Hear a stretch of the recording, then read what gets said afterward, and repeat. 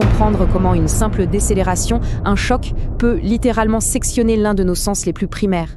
C'est une histoire de fragilité. Une fragilité cachée au cœur même de notre crâne. Alors, pour comprendre, il faut commencer par le début, le tout premier nerf crânien, le nerf olfactif, numéro 1. Et pour s'en souvenir, c'est tout bête. Il suffit de penser au chiffre 1, droit, unique, comme sa fonction, qui est elle aussi unique et primordiale, l'odorat, rien d'autre. On va donc plonger au cœur de ce premier sens. Ce nerf, il est vraiment à part. On peut le voir comme le maître parfumeur du cerveau, celui qui nous connecte sans intermédiaire à tout un univers d'arômes, de souvenirs. Et, on va le voir, d'alerte vitale. Et voilà, le point absolument crucial, ce qui le rend si spécial. C'est le seul, je dis bien le seul, à avoir une ligne directe avec le cortex cérébral. Tous les autres sens, la vue, l'ouïe, ils doivent passer par une sorte de standard téléphonique central, le thalamus. Pas l'odorat. Lui, il a son autoroute privée. C'est un avantage énorme pour la survie, ça le rend ultra rapide, mais cette voie express le rend aussi, et c'est tout le drame, terriblement vulnérable. Alors, suivons le chemin. Imaginons une simple molécule odorante. On va la suivre dans son voyage, depuis l'air qu'on respire jusqu'au plus profond du cerveau. C'est une véritable odyssée neurologique et tout ça se joue en une fraction de seconde. Bon, ce parcours, sur le papier, il a l'air simple, en 4 étapes. Tout part du toit de la cavité nasale. De là, les axones, les prolongements des neurones, doivent faire quelque chose d'assez incroyable. Ils doivent traverser un os pour rejoindre le cerveau. Cet os, c'est l'ethmoïde. Et plus précisément, une partie qu'on appelle la lame criblée. Criblée, ça veut dire quoi? Ça veut dire pleine de trous. Imaginez une passoire, un tamis. Eh bien, c'est exactement là, à cet endroit précis, que se cache toute la fragilité du système. Il faut vraiment se représenter cette image.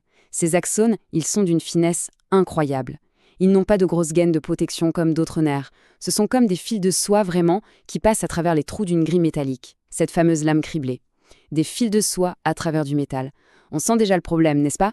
Alors, la question qui tue. Que se passe-t-il si ces fils de soie se rompent?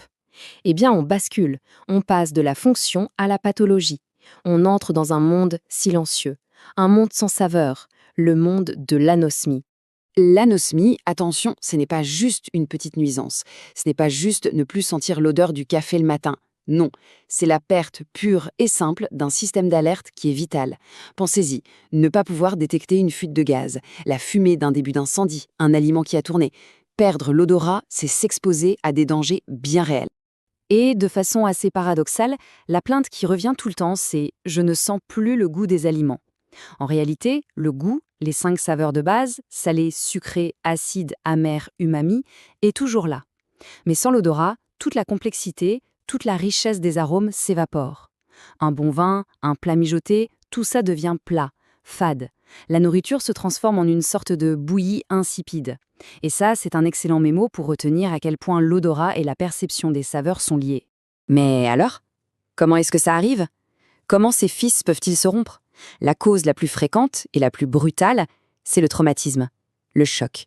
Une défaillance purement mécanique de ce système si délicat. Le scénario classique, c'est le traumatisme crânien par accélération-décélération, le fameux coup du lapin.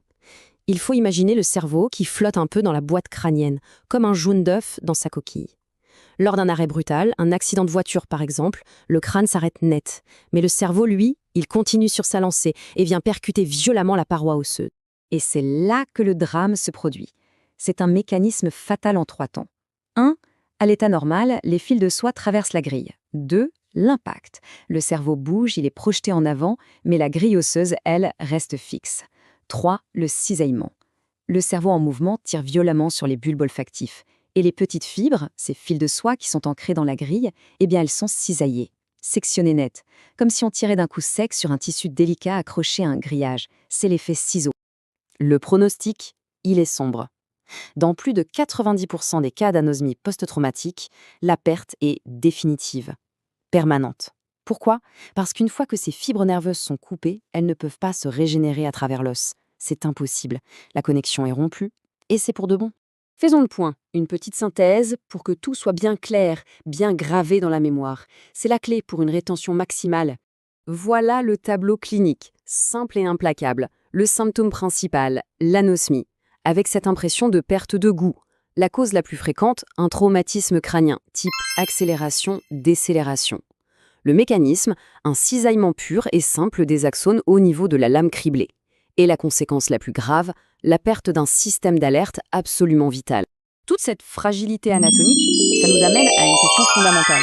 Mais comment est-ce qu'une structure aussi délicate peut être protégée?